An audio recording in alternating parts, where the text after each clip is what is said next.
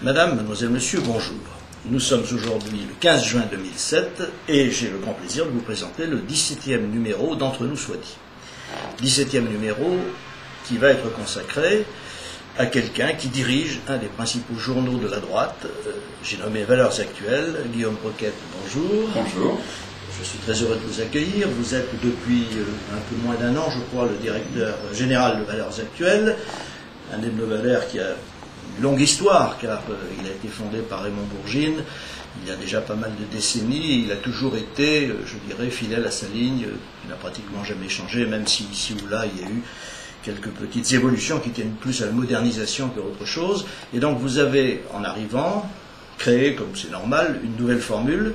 Alors quel était le principe qui vous a guidé, avant qu'on en vienne aux questions de fond, quand vous avez voulu faire cette nouvelle formule, dont je montre à la caméra le dernier exemplaire paru, celui d'aujourd'hui même, le titre Plein pouvoir, c'est une anticipation mais sans grand risque, et puis il y a un éditorial également de François d'Orcival, dont je tiens quand même à vous signaler ce qui semble être la justesse, la mort de la droite molle. Voilà. Donc, quels étaient les principes qui ont présidé à la rénovation de Valeurs Actuelles? Le premier principe, il était tout bête, c'est que le journal n'avait pas connu de nouvelle formule depuis 4-5 ans. Et en fait, on s'aperçoit que dans la presse magazine, la durée de vie des formules est de plus en plus courte, les cycles sont de plus en plus courts, à cause de cette espèce de zapping généralisé qui fait que les lecteurs, même fidèles comme ces Valeurs Actuelles, peuvent se lasser. Et donc, nous avons fait une nouvelle formule. Mais l'idée n'était pas de faire un changement de maquette simplement, parce que la forme, même si c'est le fond qui remonte à la surface, comme disait Victor Hugo, c'est quand même pas l'essentiel. Donc nous avons d'abord fait une étude de lectorat. Pour la première fois, nous avons interrogé 600 lecteurs avec la Sofres, il y a exactement un an, l'été dernier, et nous leur avons posé une question toute simple, même si elle se déclinait en un grand nombre de sous-questions. Pourquoi lisez-vous ce journal? Et ils nous ont répondu, vous allez me dire que ce n'est pas une grande surprise, parce que vous portez un regard de droite sur l'actualité de la semaine. Et nous avons repris le journal en nous disant, est-ce que notre magazine répond très clairement à cet objectif? On s'est aperçu que oui à 70%, mais il y avait quand même un certain nombre de développements dans le journal qui étaient probablement hors territoire, comme disent les gens de marketing. Et donc nous sommes davantage focalisés sur la politique au sens large, les sujets de société, qui a été déjà traité dans le journal, mais moins qu'aujourd'hui. Nous avons un tout petit peu diminué la place de l'économie, parce qu'aujourd'hui l'information économique est partout. Quand Raymond Bourgine a lancé Valeurs Actuelles il y a 40 ans, dire les entreprises sont utiles au pays, c'était faire de l'idéologie, parce que la France était un pays communiste dans ses mentalités, si ce n'est dans son régime politique. Aujourd'hui, ça n'est plus nécessaire, même Libération trouve que le libéralisme est le plus beau système du monde, donc nous sommes restés sur ce territoire-là, mais nous avons un petit peu diminué la place de l'économie pour mettre en avant les sujets de société, la politique, plus d'éditorialistes, et puis une création qui est une rubrique histoire. Nous pensons qu'on ne peut pas comprendre le monde présent sans l'éclairage de ce qui s'est passé auparavant. Là encore, c'était une idée toute simple, mais nous n'en avions pas. Et donc nous sommes le seul hebdomadaire aujourd'hui à avoir une rubrique histoire. Et alors, bon, nous avons maintenant le journal entre les mains, ça fait quelques mois que la nouvelle formule, quels sont les résultats? Alors les résultats, c'est d'abord un succès de curiosité. Nous avons, c'était le dernier volet de la réforme, voulu moderniser en quelque sorte la forme de Valeurs Actuelles. Valeurs Actuelles est un vrai news, un grand news, et il n'avait pas forcément tous les codes visuels que sont ceux des news magazines d'aujourd'hui. Alors, la première semaine de décembre 2006, je me suis fait très peur. Nous avons reçu 180 lettres en 4 jours. Croyez-moi, c'est beaucoup, de gens nous disant, mais vous nous perturbez, pourquoi tous ces changements, le journal était très bien comme il était, vous avez fait des erreurs, par exemple nous avions supprimé la rubrique télévision, que nous avons donc rétabli dès la semaine suivante, mais nous avons fait un pari qui était que une nouvelle formule, c'est comme un déménagement. Quand vous changez d'appartement, la première semaine, vous tâtonnez, vous cherchez l'interrupteur, vous n'avez pas encore pris vos marques. Si la maquette est très stricte et que les mêmes rubriques apparaissent aux mêmes places toutes les semaines, au bout de 15 jours, 3 semaines, 1 mois, on s'habitue, on reprend ses marques et on sait où est l'interrupteur. Et c'est ce qui s'est passé, et c'est ce que nous avons dit à nos lecteurs. Bien sûr, nous leur avons répondu, un à un, en disant, voilà pourquoi nous avons fait les changements. Quand ils nous interrogeaient sur des points spécifiques que nous faisions, et nous disions, vous allez voir, nous prenons le pari avec vous, que vous allez vous habituer. Et il s'est passé quelque chose de formidable, c'est que l'honnêteté intellectuelle de nos lecteurs est telle que beaucoup nous ont réécrit au bout de 3 semaines, 1 mois, 2 mois, en disant, bah, vous aviez raison, finalement on s'y fait. Donc ça c'est le premier accueil auprès de nos abonnés historiques, entre guillemets. Et puis l'autre but, c'était d'élargir notre diffusion. Pendant 20 ans, nous avons été les seuls à assumer un positionnement à droite. Quand ce mot était un gros mot, une grossièreté dans la bouche des hommes politiques de l'époque qui disaient nous sommes dans la majorité, nous sommes dans l'opposition, mais nous ne sommes pas à droite. Alors que de l'autre côté, les gens disaient on est à gauche. Et rien qu'avec cette petite description, on comprenait pourquoi on avait perdu la bataille. Aujourd'hui, le discours de droite, il est assumé par celui qui est devenu le président de la République, et derrière lui, par toute cette droite qui est décomplexée, comme il est d'usage de le dire aujourd'hui. Nous avons été, je crois, vraiment un des porteurs de ça. Et donc, il faut le faire savoir. Et donc aujourd'hui, nous avons une campagne d'augmentation de la diffusion. Nous allons envoyer cette année 700 000 exemplaires du journal pour faire découvrir Valeurs Actuelles à des gens qui ne le connaissent pas. Et écoutez-les, pour l'instant, nous sommes en vente au numéro à plus de 25%. Et la diffusion abonnée, on en est encore aux prémices parce que les campagnes de marketing direct sont longues à se mettre en place. Si nous tenons la même tendance sur toute l'année, nous ferons sûrement la plus belle performance de toute la presse magazine d'actualité. Eh bien, ce sont des résultats très encourageants et nous en sommes évidemment d'autant plus satisfaits qu'en effet, on se sentait bien seul en tant que lecteur de Valeurs Actuelles dans le paysage et maintenant les choses ont évidemment un petit peu changé. Quelques mots quand même de l'actionnariat. Valeurs Actuelles appartenait, lorsque vous en avez pris la direction, juste avant, au groupe Dassault et c'est maintenant le groupe Pierre Fabre qui en a pris la possession, si je puis dire. Voilà. Je crois que Dassault est resté actionnaire à un chiffre relativement modeste, je crois. Voilà, au niveau de la minorité de blocage. C'est ça. Quand Valeurs Actuelles a donc été créée, comme vous le rappeliez tout à l'heure, il y a 40 ans, par Raymond Bourgine. À la mort de ce dernier, c'est Marc Lavray de la Charrière qui a racheté le groupe Valmont, donc Valeurs Actuelles, mais aussi Spectacle du Monde, puis Jour de Chasse, qui est le petit dernier du groupe. Quand Marc Lavray de la Charrière a souhaité se désengager de la presse, c'est la famille Dassault, c'est-à-dire le holding personnel des Dassault, qui a été le nouveau propriétaire. L'année dernière, les Dassault ont souhaité vendre la majorité du capital, donc à Pierre Fabre à titre personnel.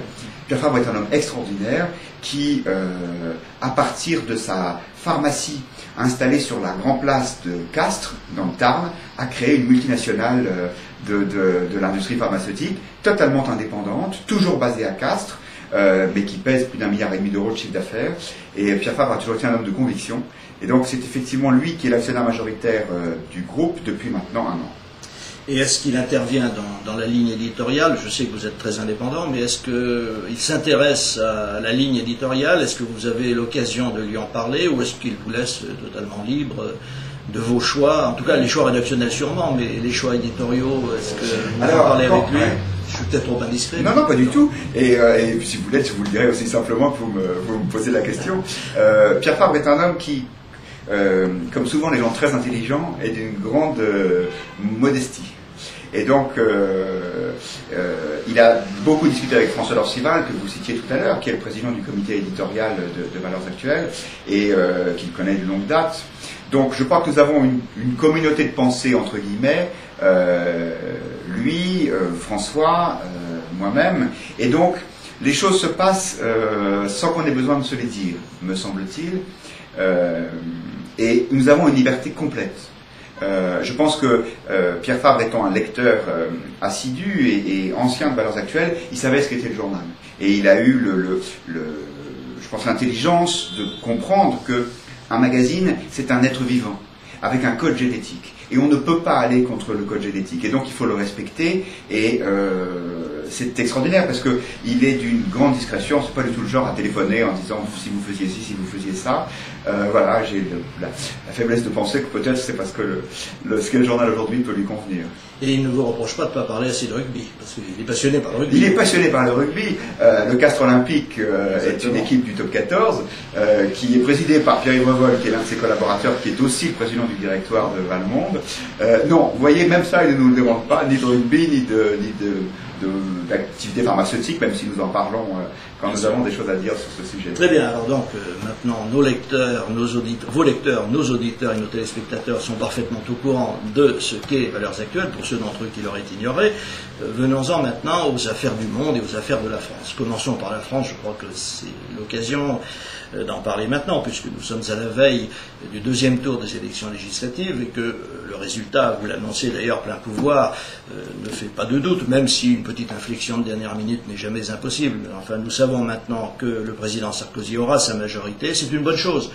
Bon, les accusations qui sont portées d'excès de pouvoir me paraissent bien légères, ça n'est pas très important. Il faut qu'un homme élu à la présidence de la République puisse gouverner.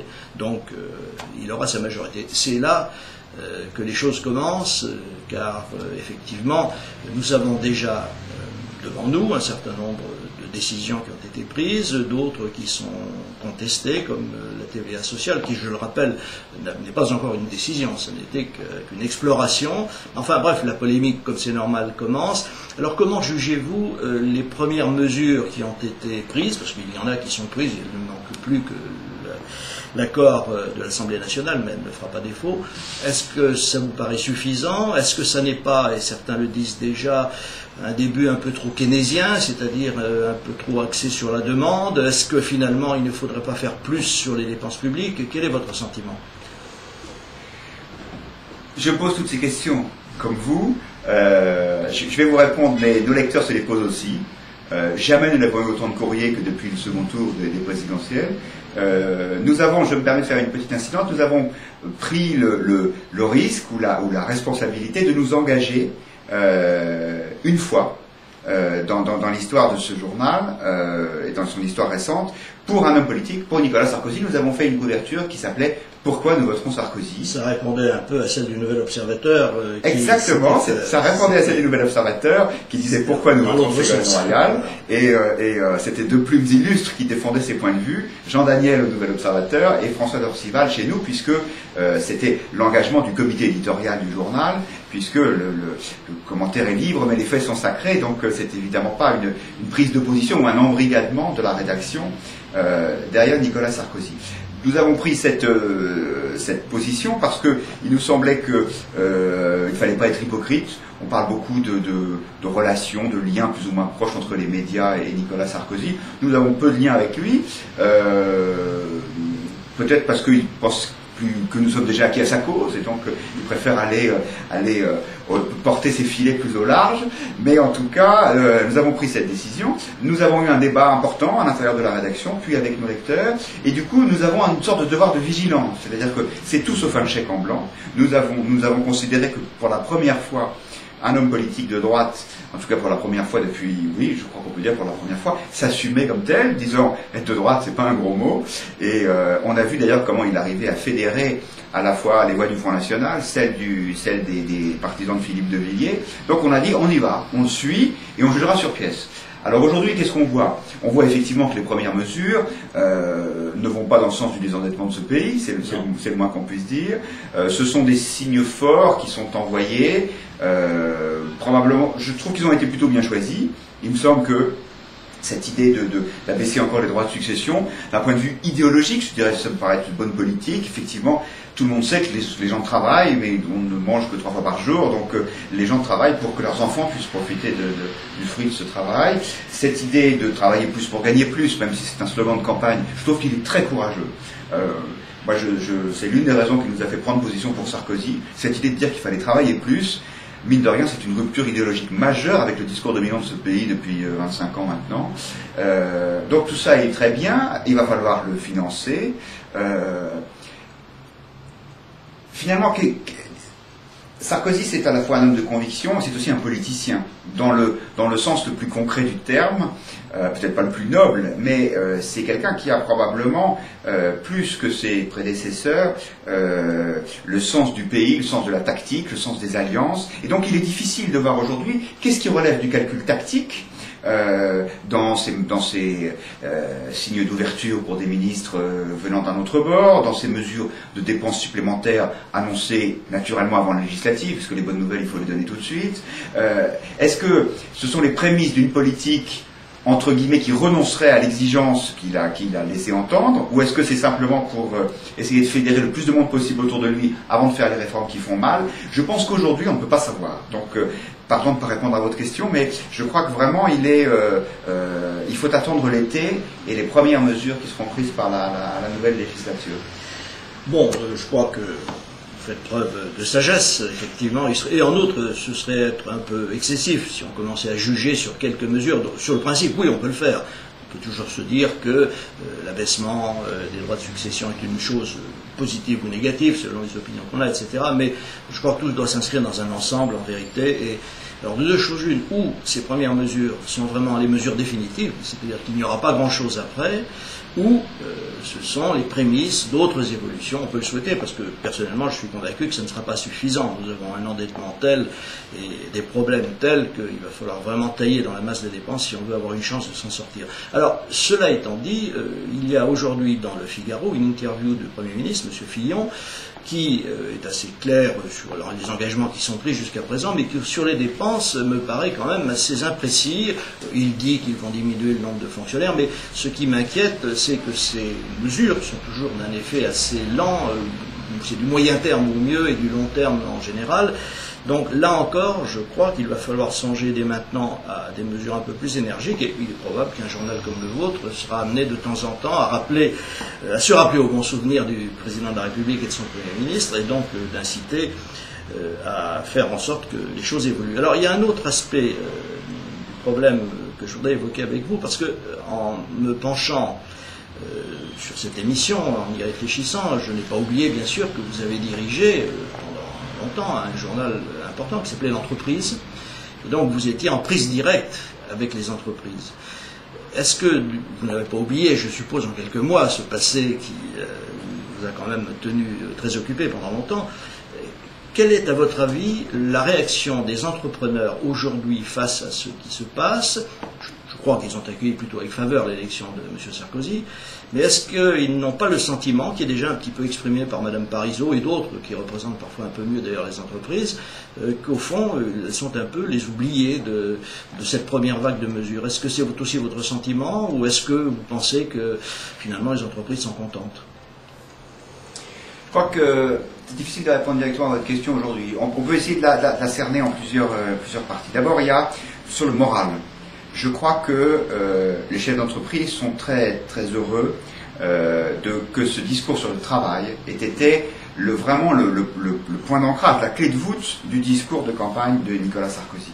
On ne dira jamais assez, même si on a l'impression de rabâcher, que les 35 heures ne sont pas seulement une mesure technique mauvaise parce que malthusienne et complètement contradictoire avec les objectifs de productivité de la mondialisation, mais en plus ça a totalement bouleversé les mentalités dans les entreprises, et il y a eu une espèce de, notamment chez les cadres, les patrons de PME se plaignent beaucoup du changement de mentalité de leurs cadres au moment des 35 heures. C'est-à-dire que les cadres sont passés de l'autre côté. Avant, un patron m'a dit un jour, avant les cadres étaient dans mon camp.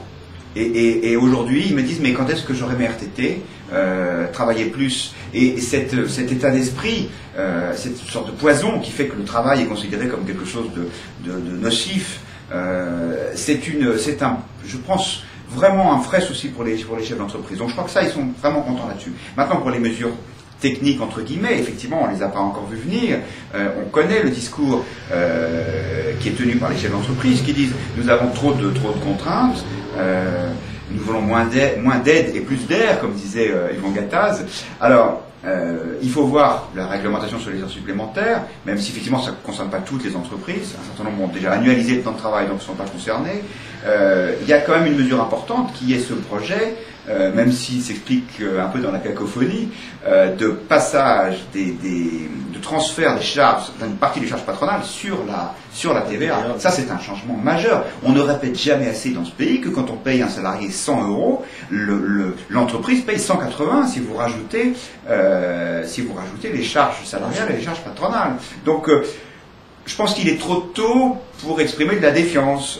Maintenant, il y a effectivement beaucoup d'attentes Donc peut-être qu'il piaffe un petit peu, mais l'élection date déjà avec du mois de mai, donc il faut laisser un peu de temps. Alors, il y a un autre aspect dans cette élection qui est très important, c'est quand même la déroute du Parti socialiste. Bon, évidemment, le Front National a été vidé dans grande partie de sa substance par les positions très droitières prises par Nicolas Sarkozy. Est-ce que c'est définitif ou est-ce que le Front National récupérera ses forces? L'avenir nous le dira. Mais en ce qui concerne le Parti socialiste, il y a un problème beaucoup plus grave. C'est qu'il est privé totalement de lignes. Deux politologues écrivaient il y a quelques jours dans Le Monde un article dans lequel ils disaient, certes, le Parti socialiste est maintenant bien obligé d'abandonner le marxisme, il était temps, mais il est même obligé d'abandonner la social-démocratie, car finalement la social-démocratie, expliquait-il, qu'est-ce que c'était? C'était une transaction entre le travail et le capital national. Or aujourd'hui, le capital n'est plus national, il est international. Donc là encore, il y a un énorme problème et on se demande vraiment, et je ne sais pas si vous avez des lumières sur ce sujet, ce que va devenir le Parti socialiste, quels vont être les bouleversements, les recasements, etc. qui vont intervenir. Avez-vous une opinion sur ce sujet? Je crois d'abord que ça va être sanglant. Ça va être amusant de voir, enfin intéressant, de voir comment se recompose le parti et qui arrive à émerger. Effectivement, je ne sais pas si vous avez remarqué, depuis le slogan de la campagne législative du Parti socialiste, c'est un candidat, et les professions de foi de tous les candidats aux législatives du PS disent Monsieur ou Madame X vous protège.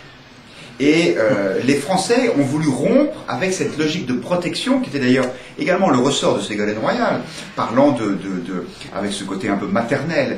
C'est extraordinaire de voir la maturité politique de nos concitoyens qui se disent mais ce n'est pas possible, on a envie d'entendre ce discours-là, mais il n'est pas réaliste. Et tant que le Parti socialiste n'arrivera pas à tenir un discours réaliste, ils n'y arriveront pas. Seulement, ce discours, ils vont le baser sur quoi? Effectivement, il faut d'abord rompre avec le marxisme, c'est pas complètement gagné. Ensuite, il faut cette conversion au blairisme, c'est très bien. Le problème, c'est que Sarkozy, il occupe ce territoire-là. Moi, je pense que nous allons vers une asphyxie du Parti socialiste qui se prépare des jours difficiles. Sarkozy, avec beaucoup d'intelligence tactique, encore faut-il espérer que ce soit pas au détriment des réformes, occupe tout le territoire, quasiment. C'est qui va de Kouchner à Philippe de Villiers, pour faire court. Et comment les socialistes vont réussir à exister là-dedans? Moi, je pense que ça va être très difficile. Je pense que le Parti socialiste est une structure dont l'idéologie répondait à l'état de notre société à un certain moment et que ce moment est passé et qu'il faut inventer quelque chose de complètement nouveau. Je ne suis pas sûr qu'on peut le faire sans faire l'économie d'un changement de génération. Alors, effectivement, le Parti socialiste va avoir de gros problèmes, mais je pense que la majorité telle qu'elle est actuellement, elle est importante, va aussi avoir des problèmes, parce qu'il ne faut pas oublier que chaque point positif a souvent son revers. M. Sarkozy peut s'enorgueillir d'avoir réussi à prendre plusieurs millions de voix au Front National, mais ces électeurs qui sont maintenant dans sa majorité sont des gens qui ne vont pas rester silencieux. Ils vont exiger un certain nombre de choses conformes aux engagements du président de la République. Et là, il y a quand même quelque chose qu'il faut prendre en considération, parce que n'oublions pas que les voix de droite, on peut faire un calcul rapide, les voix de la droite qu'on peut appeler ferme, ou droite de conviction si vous voulez, représentent environ 5 millions de personnes au sein des 19 millions qui ont voté pour Sarkozy. Et n'oublions pas qu'il a battu Mme Royal de 2 100 000 voix. Donc là encore, il va y avoir, comme disent les Anglais, un policy mix un petit peu difficile à mettre en œuvre. Et est-ce que ça va être vraiment compatible avec une ouverture, à votre avis ? Il me semble qu'il est toujours plus difficile de rassembler une large majorité de droite qu'une large majorité de gauche. Parce que la gauche, c'est l'adhésion à une doctrine, c'est l'adhésion à un projet collectif. L'homme de droite, il se définit avant tout comme étant libre. Édouard Balladur avait écrit un joli livre il y a une vingtaine d'années qui s'appelait « Je crois en l'homme plus qu'en l'État ». Et qu'est-ce que c'est que la caractéristique de la droite? C'est ça. Or, l'État, il n'y en a qu'un. Les hommes, il y en a autant que d'individus. Et donc, effectivement, si on se pose la question qu'est-ce qu'être de droite aujourd'hui, les réponses sont infinies. Et qu'est-ce qu'il y a de commun entre un béroutiste rallié et un député qui vient du camp de Philippe de Villiers? Je pense que ça va être effectivement difficile à gérer. Je crois que c'est d'abord une question d'organisation et de poigne. Et il faut un homme à poigne pour tenir une majorité comme celle-là. C'est sans doute une des qualités de Nicolas Sarkozy. Maintenant, combien de temps est-ce que la majorité va réussir à parler d'une seule voix? Là aussi, il va falloir apprendre à gérer cette espèce de multitude de courants c'est là aussi qu'on verra si on a une majorité moderne qui arrive à ne pas faire marcher tout le monde au pas, comme un parti Godillot. C'est-à-dire remplacer en quelque sorte le débat avec l'adversaire qui risque d'être assez médiocre par un débat interne, mais ça, il n'y a pas une très grande habitude à droite des débats internes, en particulier dans la fraction anciennement gaulliste de la majorité, où le débat n'est pas la chose que l'on préfère. C'est vrai. Il va falloir changer. C'est vrai, même si de ce côté-là, Nicolas Sarkozy a fait un peu changer les règles, parce que le moins qu'on puisse dire est qu'au sein du RPR, ou de ce qu'on appelait le RPR, puis l'UMP, il y avait entre Jacques Chirac et lui des débats assez vifs, à la fois sur la forme et sur le fond. C'est vrai qu'il va falloir que la majorité apprenne la polyphonie, ce qui est peut-être un genre musical nouveau pour la droite française. Alors, la polyphonie, oui, très bien. Espérons qu'elle se déroulera de façon harmonieuse. Il y a également un aspect sur lequel nous reviendrons dans la deuxième partie de cette émission, mais je ne voudrais quand même pas ne pas l'aborder tout de suite parce qu'il est directement lié à vos réponses. Vous avez parlé de la poigne. Alors, effectivement, Nicolas Sarkozy fait preuve d'énergie. Il a dit quelque chose de très curieux, ou il a fait dire quelque chose de très curieux il y a quelques jours, à propos de son intervention sur la présidence de la Commission des Finances qui serait, paraît-il, attribuée à l'opposition. Il y avait une flaque d'huile et il fallait la nettoyer. Alors, si toutes les flaques d'huile, ou les flaques d'eau par la suite, ou peut-être, je sais pas, les traces de neige le dérangent, il va falloir qu'ils soient en permanence sur le créneau. C'est un petit peu dangereux, non? Je crois que c'est Catherine Ney qui disait que Nicolas Sarkozy avait un taux de testostérone qui n'était pas celui d'un individu normalement constitué. Et je pense que ce monsieur a quelque chose je dirais pas d'inhumain, ce serait un chemin de valeur, mais de surhumain, c'est-à-dire qu'il y a un côté, il s'use que si l'on s'en sert, ou que si l'on s'en sert pas, plutôt. Voilà, c'est ça, c'est un hyperactif, de toute évidence. On avait dit la même chose quand il était à l'intérieur. On avait dit qu'il ne pourra pas être en même temps patron de l'UMP et le ministre, un ministre régalien. Il a réussi. Je crois que ce type n'est pas connecté comme nous, donc il faut voir, mais à mon avis c'est jouable. Je pense que c'est quand il ne fait rien qu'il est mauvais, à mon avis. Alors, comme il s'agit d'une présidence haletante, nous allons marquer une brève pause qui va nous permettre à nos téléspectateurs de prendre leur souffle, et nous reprenons tout de suite le cours de cette émission. À tout de suite donc. Madame, mademoiselle, monsieur, bonjour à nouveau. Nous reprenons donc le cours de cette émission, au cours de laquelle j'ai le plaisir d'accueillir Guillaume Roquette, qui est le directeur général de Valeurs Actuelles. Je vous montre le numéro d'aujourd'hui de Valeurs Actuelles. Nous sommes vendredi, et vendredi est le jour de la parution, et j'ai montré tout à l'heure l'article de François d'Orcival intitulé « La mort de la droite molle ». Je ne voudrais pas manquer non plus de vous montrer un autre article fort intéressant qui fait précisément la une, les pleins pouvoirs. Vous envoyez les 2 pages, il y en a 3 ou 4 d'ailleurs, qui est signé d'Éric Branca, qui est un des tout meilleurs connaisseurs de la politique française, excellent journaliste politique, excellent journaliste court, qui est actuellement le directeur délégué de la rédaction de Valeurs Actuelles. Donc, nous avions parlé de la présidence haletante, enfin c'est un mot que j'ai trouvé, pas encore trouvé d'autre. En politique étrangère, il semble également que telle soit l'attitude du président Sarkozy, puisqu'on l'a vu au sommet du G8. Là, vous me direz que c'était le calendrier qui contraignait. Il a fait quelques déplacements d'entrée de jeu. Il est allé en Allemagne, il est allé à Bruxelles voir le président de la Commission européenne. Il est allé en Pologne ces jours-ci, hier, je crois d'ailleurs. Et donc, voilà, c'est une action diplomatique qui donne déjà quelques résultats divergents. Il semble que sur le traité, le mini-traité ou le traité réduit, je ne sais pas trop comment on l'appelle maintenant, il y a quelques avancées, encore incertaines. En revanche, sur le Kosovo, son action n'a pas été marquée par un très grand succès, et pas plus d'ailleurs que sur le réchauffement climatique, où M. Bush a été gentil, il a laissé entrevoir l'idée qu'après tout, il pourrait peut-être en discuter, mais enfin, ça ne l'engage pas davantage. Alors, est-ce que cette diplomatie, j'allais dire à gros bouillon, est une diplomatie prudente? Parce que c'est quand même pas très exactement les règles diplomatiques. Non. D'abord, peut-être qu'il est en train de prendre ses marques. Effectivement, on a le sentiment de découvrir davantage de personnages sur ces sujets diplomatiques que sur les sujets de politique intérieure où on avait déjà entendu un discours qui était relativement rodé. Qu'est-ce qu'on voit? Il fait du Sarkozy, c'est-à-dire il déploie une énergie farouche. Il y a un côté très volontariste dans le personnage qui d'ailleurs est intéressant parce que quand les gens de gauche caricaturent Sarkozy en disant c'est un libéral, un ultra-libéral, c'est un peu plus compliqué que ça, on peut le reprocher d'ailleurs. Mais c'est un homme qui est volontariste dans beaucoup de domaines, en économie aussi, et en politique étrangère. Je crois que c'est un petit peu tôt pour juger. Effectivement, il découvre la complexité du monde.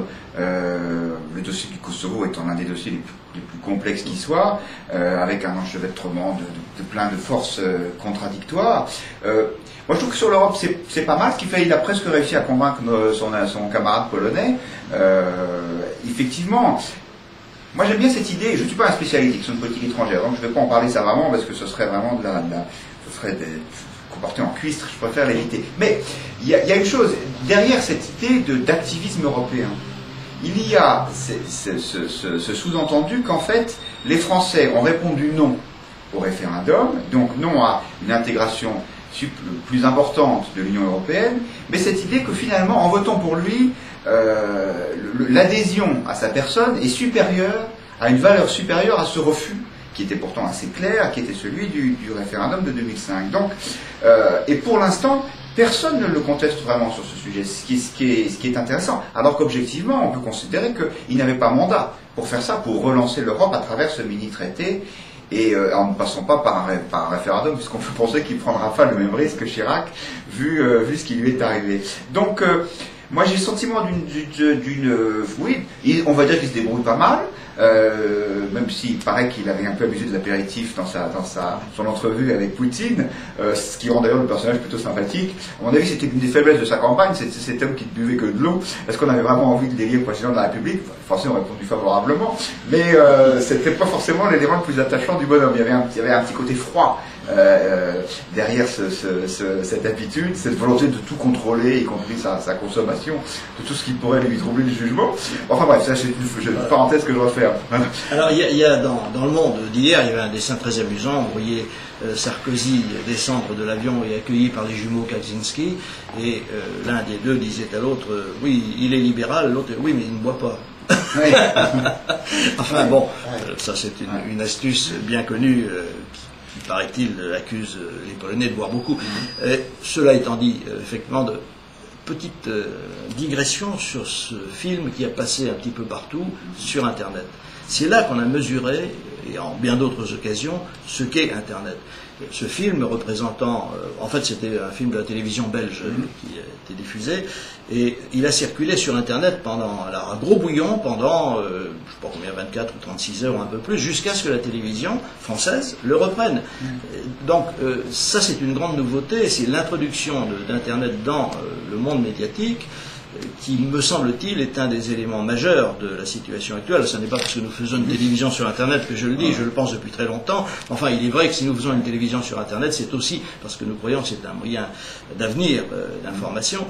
Dans la campagne électorale, Internet a été moins présent, apparemment, qu'il n'aurait pu l'être. Mais je pense que ça va changer. D'ailleurs, l'ensemble de la presse, et là je reviens un peu à vos fonctions plus directement professionnelles, l'ensemble de la presse est actuellement en train de se pencher fortement sur le problème d'Internet. Est-ce que de votre côté, à Valeurs Actuelles, c'est un aspect que vous allez explorer également, ou que vous explorez peut-être déjà d'ailleurs?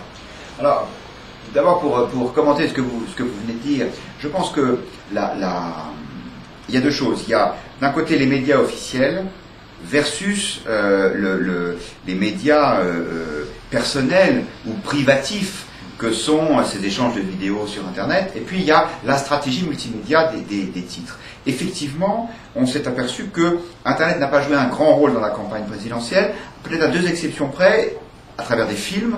Il y a eu le film où ce pauvre Alain Duhamel avait osé dire qu'il votait Bayrou, et donc il a été immédiatement suspendu de ses fonctions. Il n'a pas été jeté dans la Seine, mais enfin on lui a quand même fait comprendre que tout ça était détestable. C'est quand même assez drôle quand on voit le nombre d'animateurs de ce pays et de pseudo-journalistes qui sévissent notamment sur les ondes et qui eux prennent position de façon très ouverte pour Ségolène Royal. On n'a jamais considéré que c'était choquant, mais enfin bref, je ferme la parenthèse. Il y a eu ça, et puis il y a eu ce moment très drôle où Ségolène Royal a parlé de façon ouverte du temps de travail des enseignants. Je ne sais pas si vous vous souvenez, en disant qu'il faudrait qu'ils se mettent à bosser un peu plus, plutôt que de donner des cours avec des organismes privés pour arrondir la fin de mois. Mais je pense que si les médias font leur travail, qu'est-ce qui se passe avec Internet? Il y a une espèce de prise de pouvoir par le client, par l'utilisateur, par le lecteur. Et c'est très difficile pour les médias classiques que nous sommes d'arriver à se positionner là-dedans. Il y a un aspect positif évident qui est que nous n'avons plus de magistère. Et tant mieux, les journalistes, en particulier en France, ont un tel ego qu'ils ont eu tendance à donner des leçons pendant des années. Ils se sont d'ailleurs, en tout cas la majorité des médias, il y a eu une espèce de divorce intellectuel, idéologique entre le pays réel et les médias, ce que d'ailleurs Sarkozy avait compris. C'est la raison pour laquelle il ne s'est jamais laissé bringuer dans toute cette idée dominante qui est que la France se gouverne au centre, qu'il ne faut surtout pas affirmer de rupture et d'idées fortes. Donc, si les médias font leur travail correctement, c'est-à-dire que s'ils ne sont pas complètement emprisonnés par la pensée unique, là, le web privatif, entre guillemets, ne les submergera pas. Donc ça, c'est le premier point. Deuxième point, effectivement, il faut une stratégie bimédia, comme on dit aujourd'hui de façon un peu prétentieuse. Alors nous avons un projet, malheureusement la sortie de notre nouveau site est reportée de quelques jours, nous avions prévu de l'ouvrir début juin. En fait, vous avez deux stratégies quand vous êtes un magazine ou un titre de presse écrite. Ou bien vous faites de votre site, alors vous en avez trois. La première, qui est la mauvaise, consiste à photocopier les articles et à les mettre sur Internet. Comme Internet, c'est la culture du gratuit, au lieu d'acheter le magazine, vos lecteurs le consultent gratuitement sur Internet. Donc non seulement vous perdez des ressources de lecteurs, en plus vous perdez les annonceurs, parce que les annonceurs disent, bah écoutez, s'il y a moins de lecteurs, moi je mets moins de pubs. Donc un journal, c'est aussi une entreprise, donc ça c'est pas la bonne stratégie, en tout cas d'un point de vue purement économique. La deuxième stratégie, ça consiste à faire d'Internet un média complémentaire de celui du magazine. Ça suppose d'avoir beaucoup d'argent. Pourquoi? Parce que ça veut dire d'avoir deux rédactions, ou des journalistes qui sont suffisamment nombreux pour pouvoir écrire pour les deux supports. Nous, ça n'est pas la stratégie que nous avons suivie, c'est celle de quelques-uns de nos grands confrères, je pense à l'Express notamment. Nous nous sommes dit, on va pas aller là-dedans. Parce que de toute façon, cette information, on la trouve déjà ailleurs. Donc nous, notre idée, c'est de faire du site Internet une espèce de notre site, l'agora de la droite libérale. Un lieu de rencontre, de forum, de discussion. Tous les sujets de débat qui sont traités dans le magazine ont vocation à être poursuivis sur le site. Nous avons déjà un blog qui est un blog collectif. Toutes les grandes signatures du journal participent au blog. Et c'est le rédacteur en chef du site qui le matin fait la tournée des popotes en disant qui a quelque chose à dire de différent des autres. Donc notre stratégie c'est ça, c'est de redonner la parole à nos lecteurs. Vous aviez la gentillesse de dire que nous avons été longtemps les seuls à dire, je ne dirais pas acclamer la vérité dans le désert, ce serait prétentieux, mais enfin, en tout cas avoir des convictions qui étaient les nôtres et qui étaient clairement affichées. Aujourd'hui où on sent bien qu'on est porté par une vague, Internet est un formidable moyen de faire connaître le journal et de donner toute leur place aux lecteurs. Nos lecteurs ont envie de donner leur avis. Ils ont envie de... Le bouleversement d'Internet, c'est ça, c'est tout le monde est journaliste. Alors, pour le pire, parce que parfois c'est un niveau assez affligeant, mais pour le meilleur aussi, c'est-à-dire qu'il y a plein de gens qui ont des choses passionnantes à dire. Les journalistes ne confisquent plus la parole publique. C'est une très bonne nouvelle. C'est quelque chose qui s'est d'ailleurs marqué pendant la campagne électorale avec l'intervention du public, dirait-on. On a dit à un certain moment même que les journalistes avaient quasiment disparu de cette campagne. D'une certaine manière, ça a été une sanction qui a été apportée, et je crois à juste titre, à certains journalistes qui avaient une tendance à aller dans la pensée unique systématiquement. Les gens en avaient par-dessus la tête de ça, donc ils ont pris la parole. Alors évidemment, comme vous le disiez, ça a eu des effets assez divers, parce que si c'était pour enfiler des perles, ce n'est pas la peine de faire venir Monsieur Tout-le-Monde. Mais d'un autre côté, ça a été une libération de la parole, et je crois que c'est une bonne chose. Cela dit, il ne faut pas oublier, me semble-t-il, l'aspect majeur d'Internet, comme de tout média, de tout support, c'est la valeur ajoutée. C'est-à-dire que Internet, si vous vous contentez de filmer ou de reproduire des articles, ça n'apporte rien. Il faut vraiment apporter une valeur rédactionnelle de plus, et là, je vous rejoins tout à fait, il faut avoir les éléments pour le faire. C'est si vrai d'ailleurs que lors de l'apparition de Reichmann TV, un certain nombre de médias n'avaient pas les mêmes moyens qu'eux, mais ils se sont quand même un peu émus, ont voulu filmer leurs émissions. Eh bien, pas plus que le théâtre filmé n'est du théâtre, les émissions de radio filmées ne sont des émissions de télévision. Voilà un petit peu le sentiment que j'ai après quelques semaines, quelques mois d'existence de notre télévision, qui, je dois le dire, avec beaucoup de satisfaction et même d'étonnement, parce que franchement ça a dépassé largement nos espérances initiales, a déjà pris un essor considérable, et nous avons vraiment des spectateurs dont le nombre se multiplie régulièrement, et je m'en félicite évidemment, et surtout j'en suis heureux pour les gens à qui nous pouvons donner la parole, car contrairement à ce qu'on pourrait pourrait penser avec le nombre de médias qui existent, les occasions de parler pour les gens qui ont quelque chose à dire sont finalement assez rares. Donc nous sommes institués en tant que médias de la liberté d'expression et du débat démocratique. Je crois que c'est une bonne chose pour la France. Alors revenons, non pas à nos moutons, parce que justement c'est le contraire, ce ne sont pas des moutons. Revenons à nos affaires. Nous avons maintenant face à nous un vrai gros problème en France, qui est celui le double poids qui pèse sur France, c'est le poids de l'État d'une part et le poids du social. Alors, ce qui m'étonne beaucoup dans le traitement de l'actualité de l'ensemble des médias, y compris d'ailleurs dans le vôtre, on va tous dire, c'est que l'État c'est 300 milliards d'euros, le social c'est 500 milliards d'euros.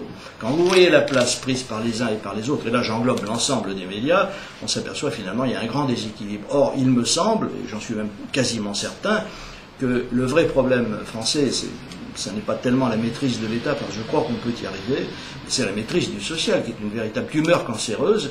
Et on voit bien que ce fameux débat sur la TVA sociale n'est au fond qu'un débat, contrairement à ce qu'on pourrait penser en première analyse, qui n'est pas destiné à faire passer les charges de l'un à l'autre, mais au contraire d'augmenter les recettes de la sécurité sociale. Vous savez, la sécurité sociale, pour moi, c'est très exactement le mythe de ce personnage qui avait besoin chaque année de 12 jeunes gens et de 12 jeunes filles pour assouvir sa faim. C'était très exactement le Minotaure.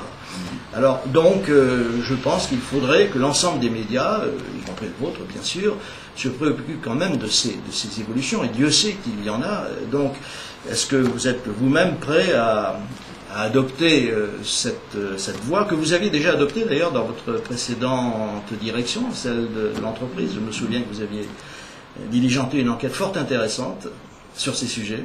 Alors je reconnais bien là vos chevaux de bataille favoris. Oui. C'est vrai qu'à l'entreprise, j'avais eu l'occasion de faire un article auquel vous aviez contribué d'ailleurs, et expliquant la possibilité, en tout cas théorique, je sais que je parle sous le contrôle d'un spécialiste, donc j'essaie de choisir mes mots, pour un entrepreneur, et au-delà pour des collaborateurs d'une entreprise, de choisir leur propre système de protection sociale en contournant le monopole de la sécurité sociale. Qu'est-ce que c'est la question? C'est de savoir, est-ce que le système peut se réformer, ou est-ce qu'il est intrinsèquement condamné? Je ne vous cache pas qu'il n'y a pas de majorité qui se dessine à l'intérieur de la rédaction de Valeurs Actuelles, et notamment de ses responsables, sur ce sujet. Les avis sont assez partagés. Ça nous vaut d'ailleurs des débats assez chauds sur la question. Il y a cette idée, qui est peut-être une forme de frilosité, qu'on ne peut pas ouvrir tous les chantiers en même temps. Il nous semble, pour notre part, que la réforme de l'État est la priorité, parce que c'est elle qui handicape le plus la réforme du pays. C'est-à-dire que la sécurité sociale, c'est un poids financier qui est énorme. Effectivement, il est probable que la gestion qui est faite de l'argent des contribuables, ou en tout cas des cotisants, n'est pas la meilleure. J'ai un cousin qui est directeur d'une clinique privée, c'est assez amusant. Il m'explique que à Toulouse, s'il n'était pas là, personne ne pourrait assurer les gardes, le service minimum, le service de santé. Enfin, l'hôpital public n'y arrive plus. Il est complètement débordé, et pas uniquement pour des raisons personnelles. C'est une question d'efficacité du système, d'organisation. On sait tout ça très bien. Maintenant, il me semble que pour un pays, je pense que le frein de l'administration et du poids de l'État à tous les niveaux est plus fort que celui du système de protection sociale, qui est un poids financier, parce qu'on pourrait faire mieux pour moins cher, mais non seulement l'État nous coûte cher, et nous coûte trop cher parce qu'il y a un problème d'efficacité qui est évident, mais aussi il nous paralyse. C'est-à-dire que quand vous êtes un chef d'entreprise, vous faites face sans arrêt à des contraintes terribles, réglementaires. On peut monter ça par cœur aujourd'hui, mais on ne le dit jamais assez. Et je pense qu'il faut commencer par s'attaquer à ça. Je pense qu'on ne peut pas s'attaquer, on ne peut pas courir les deux lièvres à la fois. Je pense que ce sont deux trop gros morceaux.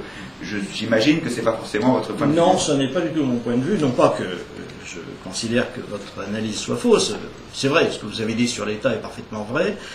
À ceci près quand même qu'on n'a pratiquement jamais vu les services fiscaux tuer des entreprises directement, mais que l'URSSAF, elle, a son bilan, un nombre considérable d'entreprises qui ont disparu. Et l'URSSAF, bien entendu, n'est que exécuteurs d'une politique. Non, je pense au contraire que nous n'avons de chance de nous en tirer en France que si nous jouons sur les deux tableaux. Parce que c'est deux choses qui sont beaucoup trop importantes en poids. 100 milliards, 500 milliards, 800 milliards au total, c'est énorme. Ça représente pratiquement au-delà même de la moitié du produit intérieur brut. Donc on est face à une situation où nous sommes condamnés à tout faire. Ça n'est pas la même chose que si nous étions, par exemple, dans une situation beaucoup plus favorable, où on pourrait se dire, on va jouer là-dessus, et puis une fois que ce sera amélioré, on s'attaquera à autre chose. Donc je pense, et c'est un appel que je lance à tout le monde, à vous aussi, mais aussi à l'ensemble des médias et l'ensemble de ceux qui ont une charge d'informer l'opinion, qu'il faut vraiment s'attaquer à ce problème, car sinon, vous savez, la sécurité sociale est capable d'abattre n'importe quel pouvoir, n'importe lequel. Tout simplement parce que c'est quelque chose qui va se développer d'une manière totalement incontrôlée et qu'elle est capable effectivement de dévorer la substance de la nation. Et j'ajouterai simplement un petit exemple chiffré qui va vous démontrer à quel point les créations d'emplois dépendent de la sécurité sociale. Savez-vous, pour ne prendre qu'un exemple, qu'il y a en France 38 000 chirurgiens dentistes qui n'ont que 17 000 assistantes. Il y a en Allemagne 2 assistantes et demie par praticien et en Suisse 3. Uniquement sur les 38 000 chirurgiens dentistes, vous pourrez créer 100 000 emplois. Si vous prenez les médecins, c'est 300 000 emplois. Donc l'ensemble du corps médical pourrait créer du jour au lendemain, en étant libéré, au moins partiellement, de ce poids social, 500 000 emplois. Et c'est ce qui se passe aux États-Unis. Aux États-Unis, on considère que les dépenses de santé sont des dépenses très positives parce qu'elles créent des emplois. Nous, en France, nous avons fait de la sécurité sociale, comme l'a dit M. Giscard d'Estaing, ou plutôt de l'industrie pharmaceutique et de l'ensemble des activités médicales, un sous-produit de la sécurité sociale. Alors, je termine là mon plaidoyer. Vous pensiez bien que vous n'alliez pas y échapper. Et je reviens donc à nos problèmes politiques. Donc, nous sommes face maintenant à une phase qui va s'ouvrir, qui va être un petit peu difficile, peut-être parce que une fois que le nouveau gouvernement va être à pied d'œuvre, on va le juger aux actes. Quel est le temps que vous lui donnez pour qu'on commence à avoir un bilan, je dirais, un petit peu objectif, sans vouloir l'accuser trop tôt? Je pense qu'il a l'intention de travailler beaucoup cet été. C'est le Parlement qui va travailler beaucoup. Donc, avec l'impulsion venant du gouvernement et de l'Élysée, je pense qu'à la rentrée de septembre, on pourra faire un point d'étape intéressant. Ouais. Bon, bah, écoutez, alors, souvent, nous prenons rendez-vous pour le mois de septembre pour en parler. Mais d'ici là, on aura l'occasion, bien sûr, d'apprécier pas mal les choses.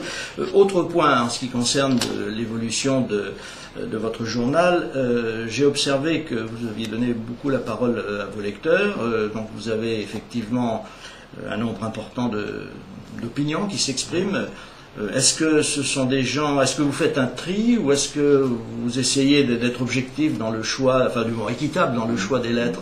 Parce qu'il semble quand même qu'elles soient assez équilibrées dans l'ensemble et je dirais même qu'elles donnent une vision qui me paraît assez complète de l'opinion de droite.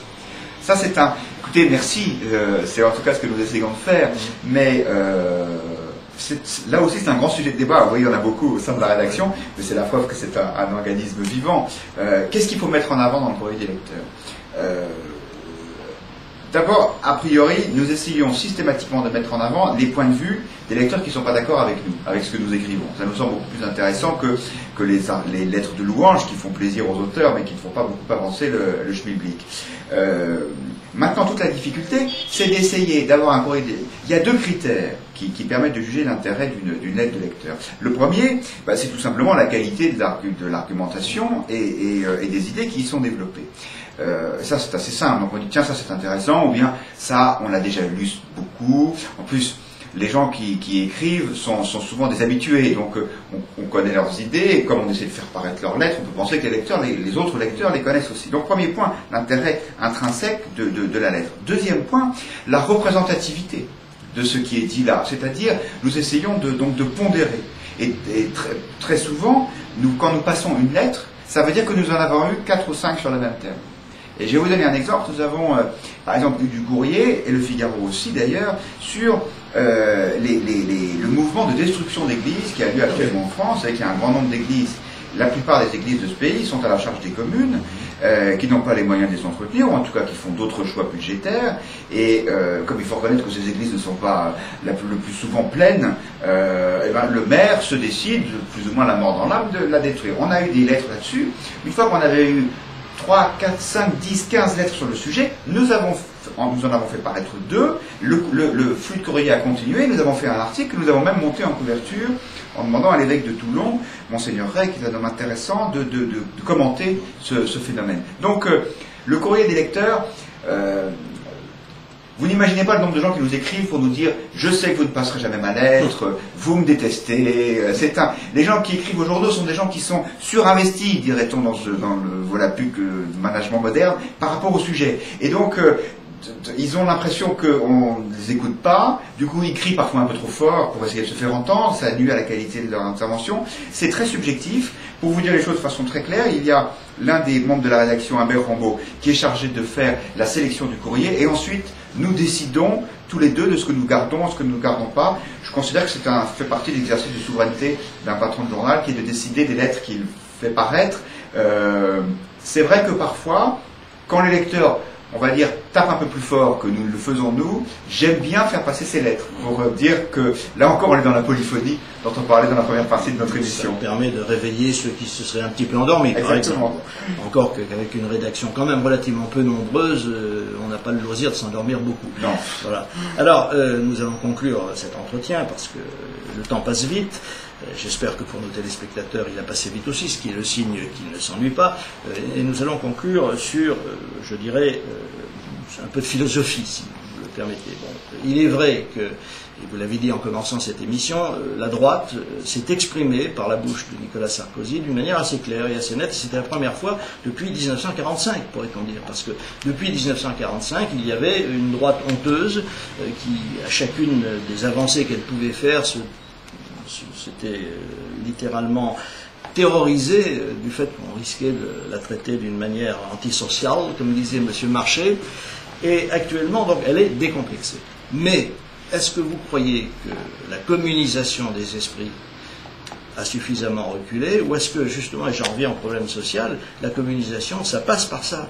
Alors, quels sont les efforts, à votre avis, que doit déployer maintenant l'ensemble du peuple de droite, pour employer l'expression qui est antonyme du peuple de gauche? Écoutez, il me semble que les idées de droite, elles s'expriment dans 3 domaines. Le premier domaine, c'est le domaine économique. Et là, le principe, c'est plus de liberté, c'est le principe absolu. Il faut, si ce n'est mettre à bas le monopole de la sécurité sociale, comme vous l'appelez de vos voeux, en tout cas, rendre ce système plus efficace, mettre plus de liberté, ça on le sait. Je pense que c'est ce qu'il y a de plus simple, entre guillemets.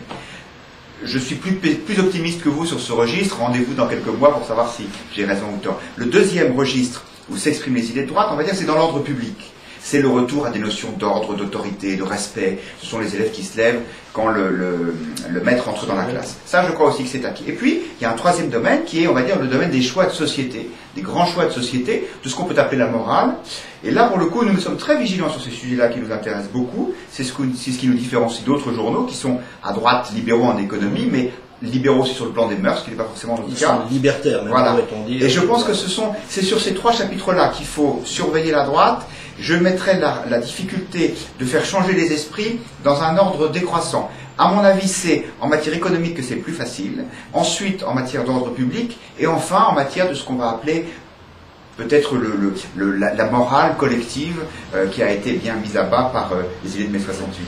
Effectivement, je crois que vous avez raison, ça va être assez difficile parce que la permissivité générale, qui d'ailleurs a suscité cette réaction de rejet, on peut le dire, a été quelque chose d'extrêmement négatif, et d'ailleurs chacun est en train de le ressentir dans sa propre famille, parce qu'il y a beaucoup de difficultés. Enfin, quoi qu'il en soit, vous avez maintenant, avec Valeurs Actuelles, un bel outil, disons-le franchement, sans risquer d'être accusé de publicité. Vous avez un outil efficace, car c'est un journal qui se lit avec beaucoup d'agrément, donc les points majeurs sont déjà accomplis, et ce que je vous souhaite, bien entendu, c'est de l'enrichir chaque jour un peu plus, de manière à ce que nous passions du bonheur à la plus complète félicité. Merci, Reichmann. Merci beaucoup, Crayon de Roquette. À bientôt. Madame, mademoiselle, monsieur, j'ai été heureux de vous présenter cette émission. J'espère que vous allez bien vous porter et être heureux. Et en attendant, à bientôt. Et vive la France.